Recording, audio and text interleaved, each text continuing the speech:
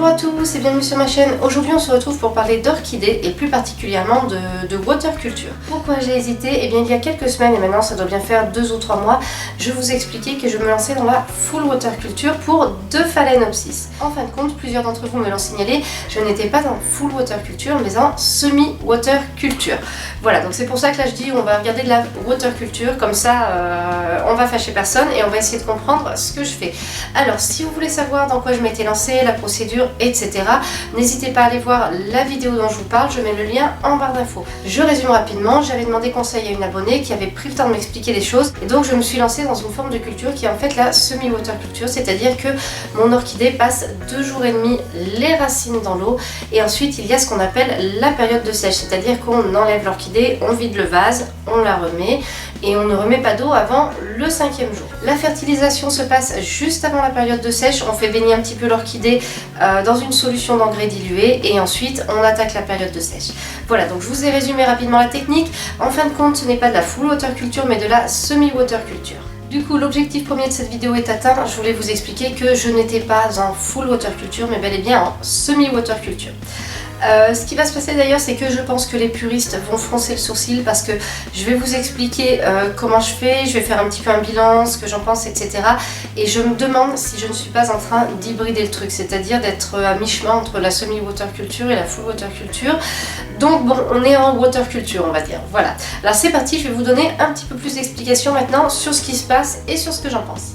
Premier point, quand je fais tremper mes orchidées, ce que je fais, c'est que je mets de l'eau bien plus bas que ce que je faisais au début. Au début, je montais l'eau plus haut, on voit la trace là par exemple sur le vase, pour que la plus grande quantité de racines possible soit bien dans l'eau. L'une d'entre vous, ou l'un d'entre vous, je ne me souviens plus bien, m'avait fait remarquer en commentaire que ce que je risquais d'obtenir, c'était d'avoir en fait le tronc de l'orchidée qui pourrit. Et ce n'est pas faux, passer 2 jours et demi dans l'eau, je pense qu'effectivement, on peut avoir éventuellement ce problème.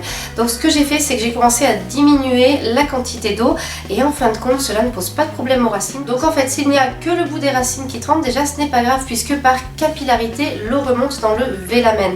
Le vélamen c'est cette gangue qui enveloppe la racine de l'orchidée. Du coup je vous montre aussi sur la petite, vous voyez il n'y a vraiment que le bout des racines qui trempe et en fin de compte toutes les racines sont bien humidifiées.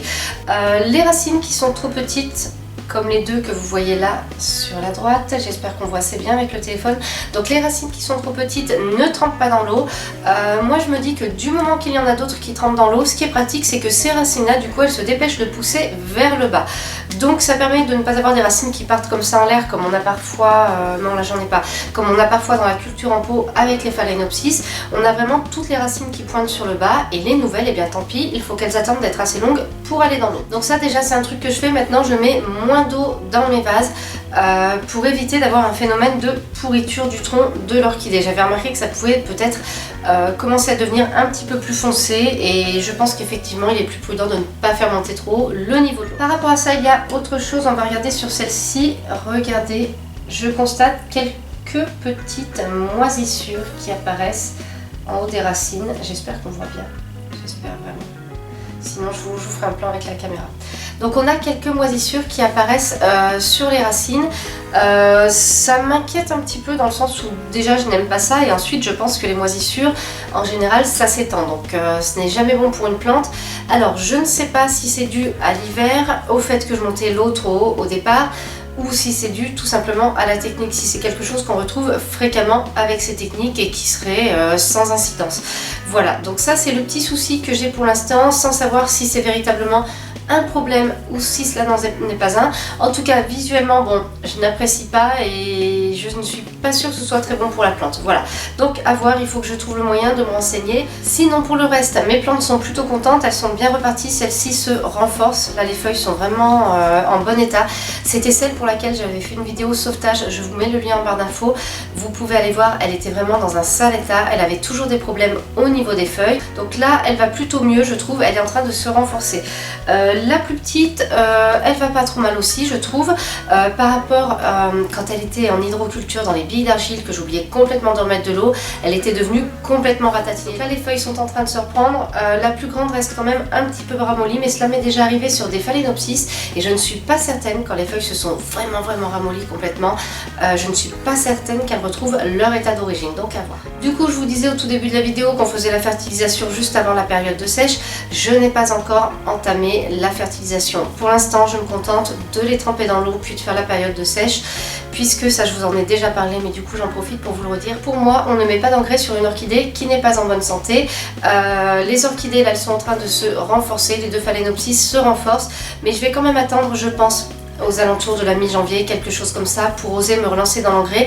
Si j'en vais trop tôt, cela risque plutôt de les choquer, de leur faire du mal. Donc avec cette technique de culture, j'ai remarqué un effet sur ces plantes qui au départ n'étaient pas en bonne santé, qui étaient plutôt en mauvais état.